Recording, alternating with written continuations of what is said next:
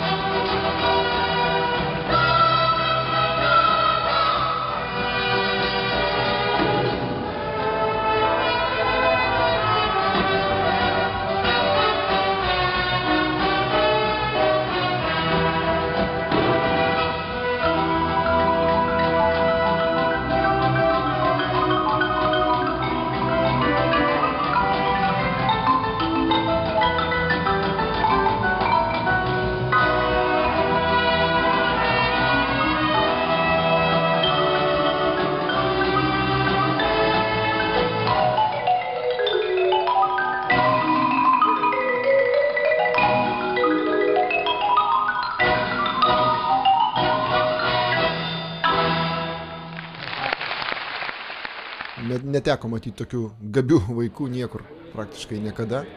Tačiau šiek tiek liūdna pasidaro po koncerto suvokiant, kad kai jie užaugs šitoje šalyje, tokioje, kokia jinai yra dabar, jų talentų vietos praktiškai nėra.